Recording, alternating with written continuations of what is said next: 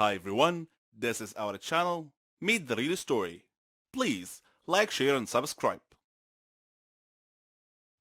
Hello, my name is Kate.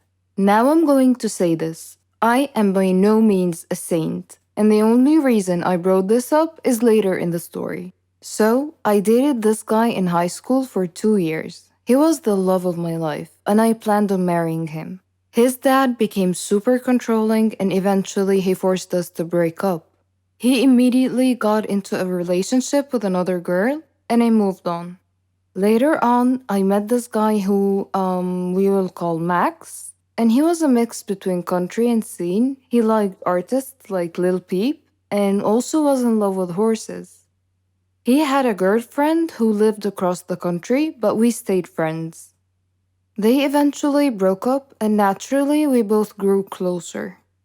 Dear God, I regret ever saying yes to going out with him. The first 2 months, they were constant fighting. He wanted us to visit his ex girlfriend because she was failing college and addicted to coke while we were together. He would sometimes text her while he was at my house or while we were at dinner, but eventually he quit. The next few months were okay at best. He would constantly start fights with my male friends and even assumed I was cheating on him with one friend who at the time did have a crush on me.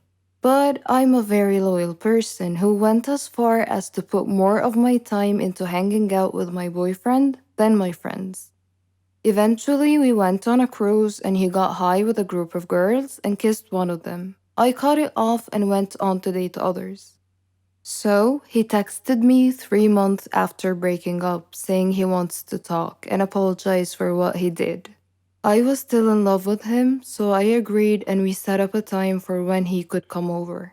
I knew instantly when he pulled into my driveway that I was going to regret ever responding.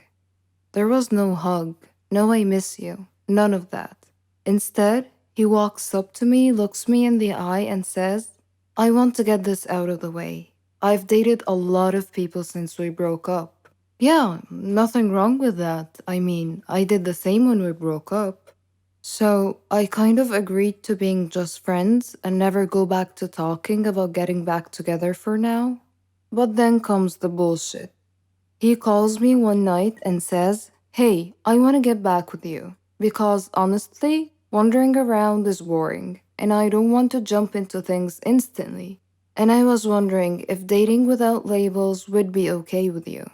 When I asked him to elaborate, he replied, as in, I can still go to dinner with other girls, you can go to dinner with other guys, and we'll see what happens.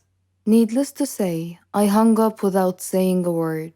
Told him thanks, but no thanks. You are not who you used to be, and I'm not interested anymore.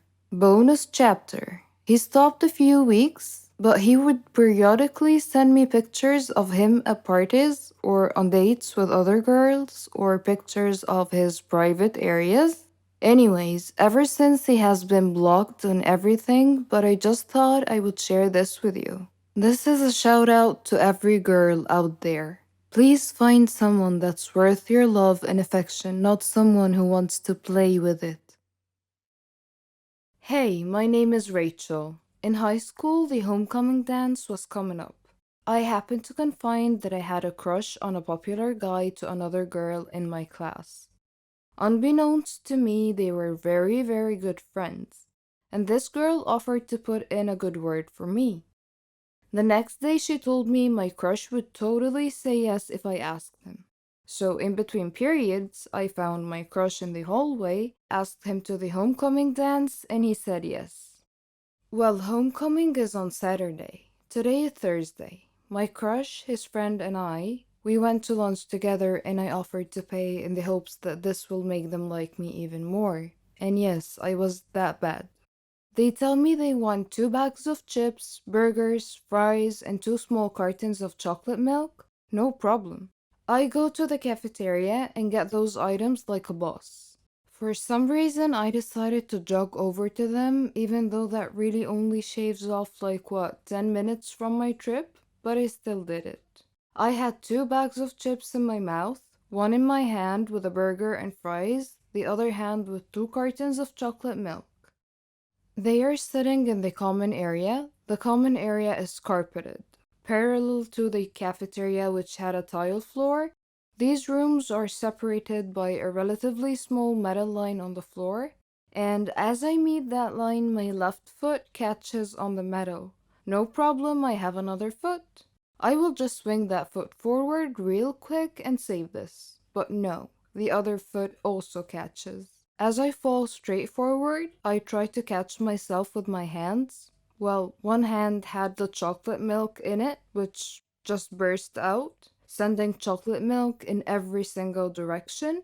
My other hand didn't help me either. It slipped on the burger in the bag and the fries go all over the place. The last thing to break my fall was actually my own face. The face with 2 bags of potato chips in my mouth. You know those jokes about chips bags being full of air? Well, they're actually true. As my face collided with the ground, both the bags of chips exploded at the same exact time and it sounded like a gunshot. Somehow one of my shoes just flew off.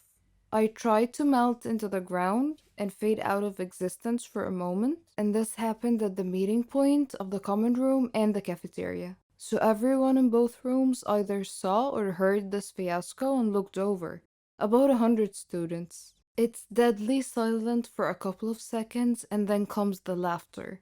And dear God, the laughter. It was like a jet engine. Every person there was laughing the hardest they have ever laughed in their whole lives. I even saw the janitor doubled over laughing, bracing himself with a mop handle. A teacher was trying to walk over to help me, but she stopped every couple of feet to use her whole body to laugh at me. All of this happens not 10 feet away from the table in which my crush and his friends were sitting. Everyone is having a great laugh, but my crush has the greatest laugh of all. He has fallen to the ground, with one hand bracing himself on his knees. The other hand is clutched at his ribs as he laughs so hard that no sound comes out. He was wheezing like a dolphin. There is no recovery from this. I walked to the bathroom to clean myself up. The teacher could only manage to hand me my shoe along the way and continue laughing. In the bathroom, the laughter did not die at all for what seemed like a lifetime. When the bell rang, I was still in the bathroom and people were still laughing. While I spent the whole day wallowing in easily the most embarrassing moment of my life, I thought, well, maybe I'm just a funny girl and he will like it. The next morning, I see my crush before class and he walks up to me and he says, "So homecoming is tomorrow." Eager not to speak about the shit show that happened yesterday, I just excitedly said, "Yes, yes it is." And then he delivers a crisp and says, so this girl that I actually like asked me to go to the dance with her, so I think I'm gonna go.